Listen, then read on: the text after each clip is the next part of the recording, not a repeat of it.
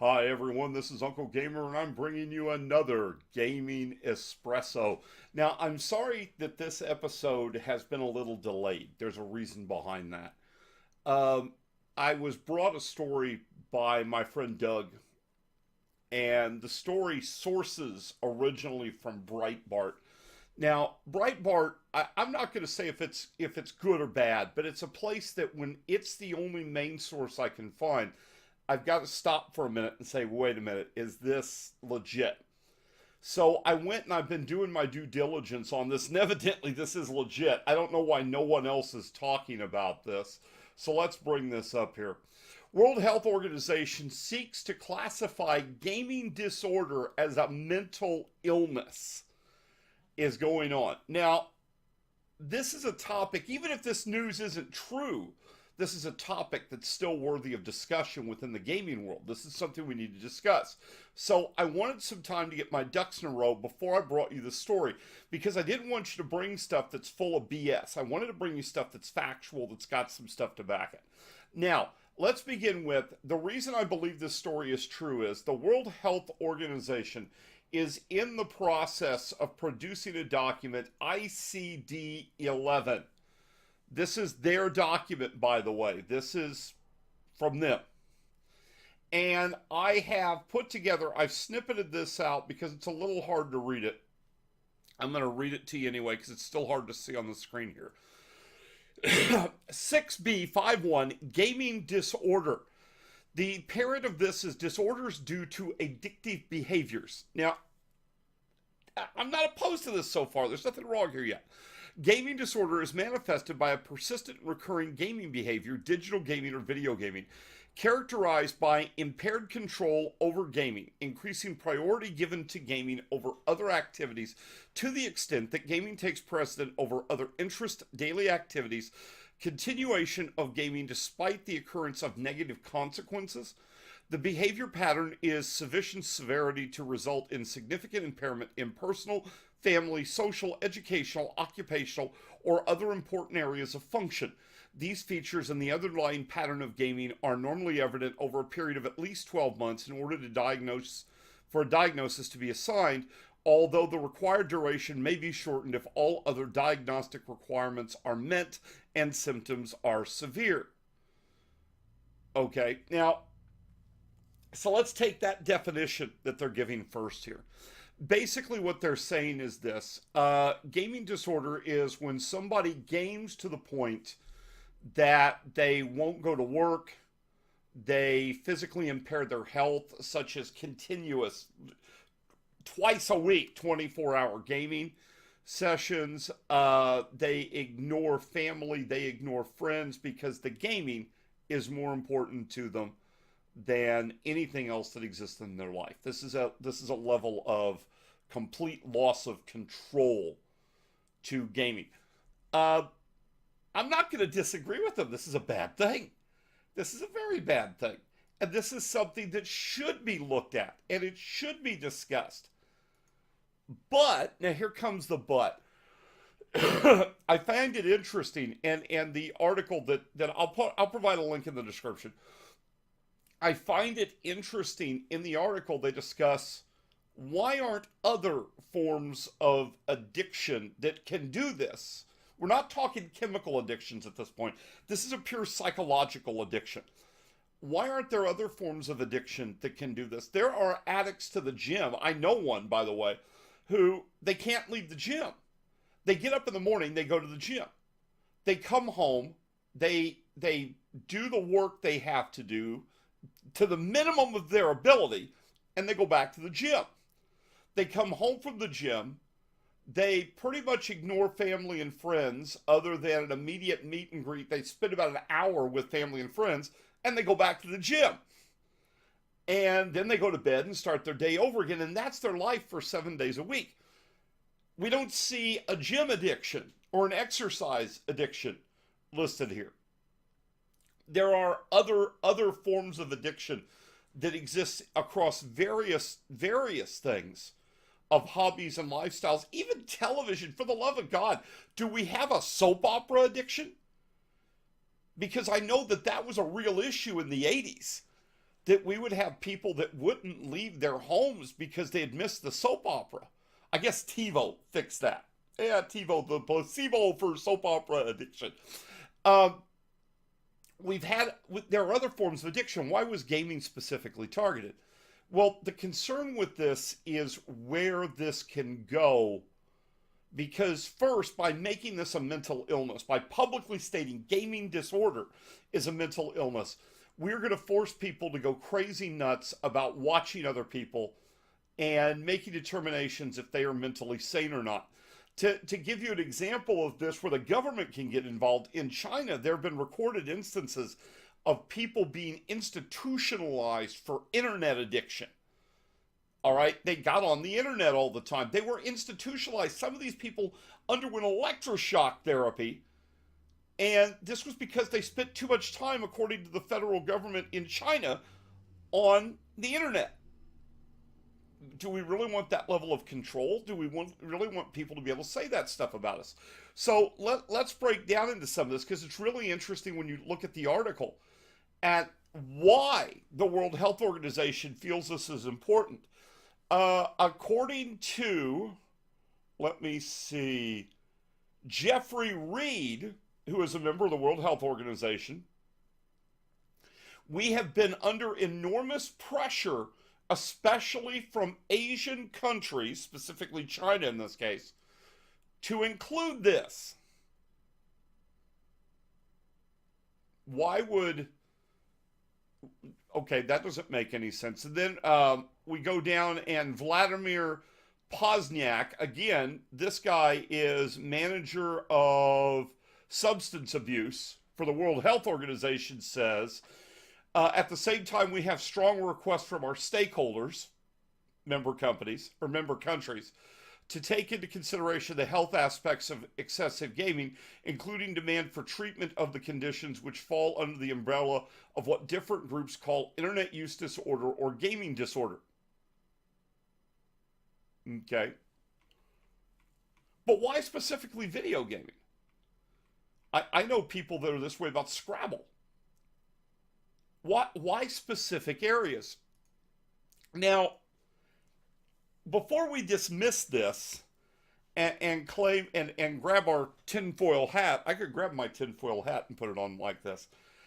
Before we do that, I think it's worthy of us to actually look at what this is saying, because I don't disagree with this. Now, wait, because I disagree this should be listed as a mental disorder.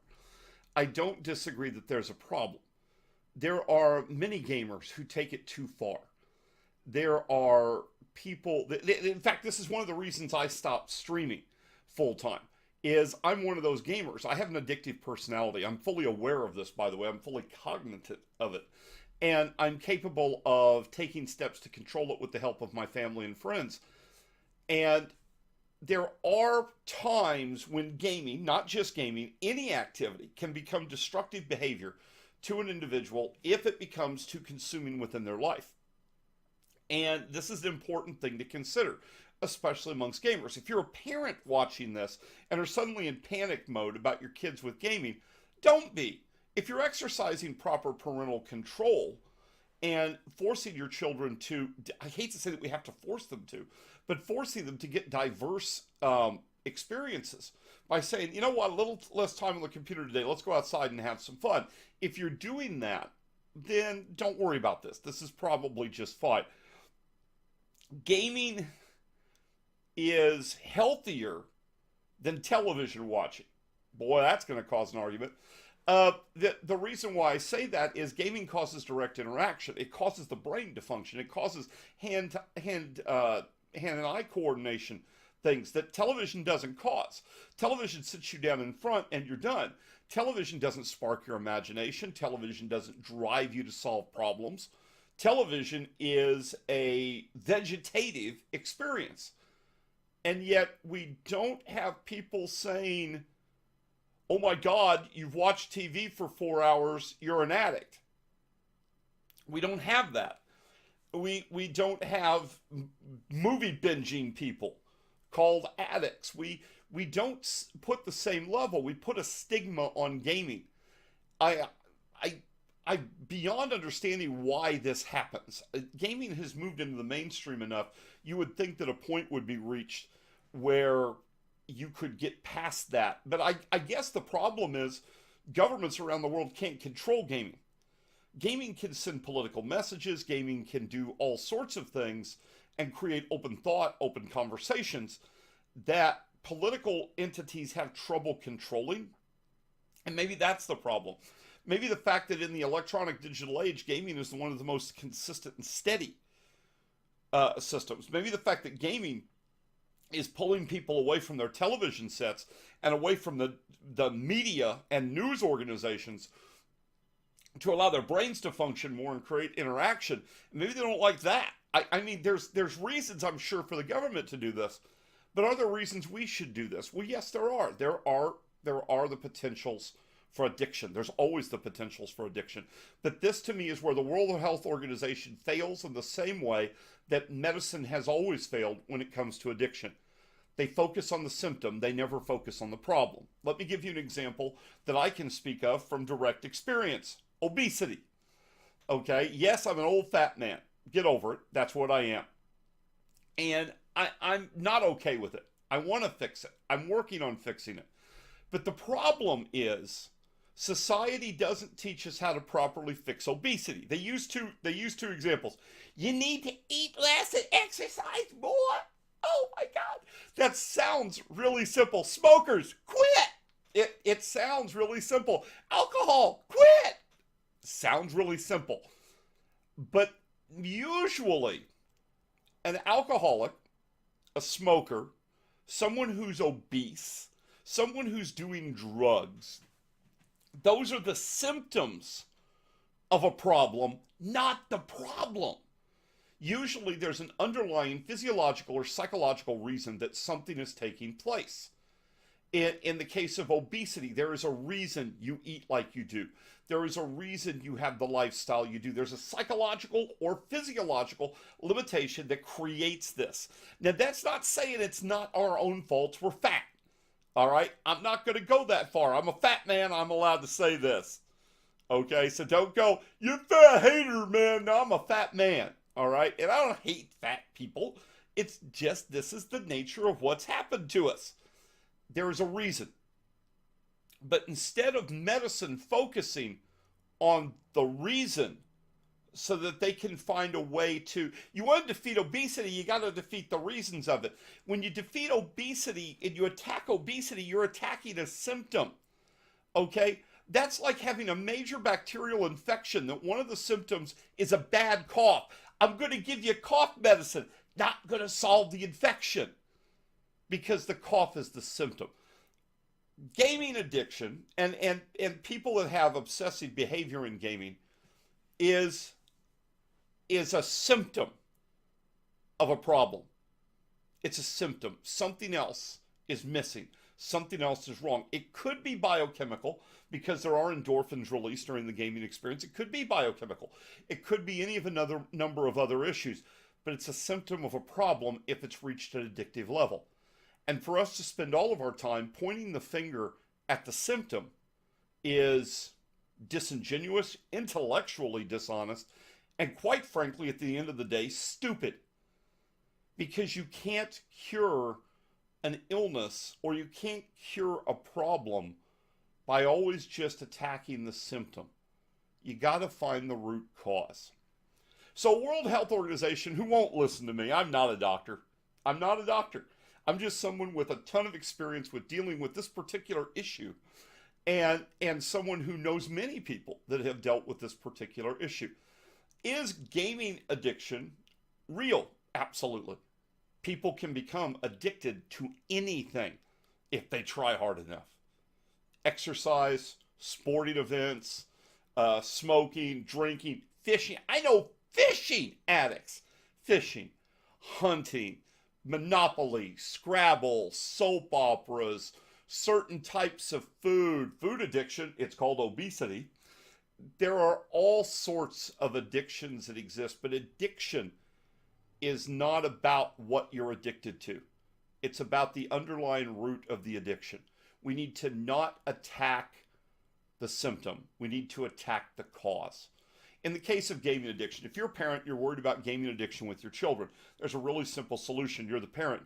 Turn off the computer for a little while. Get them outside. Get them to do something.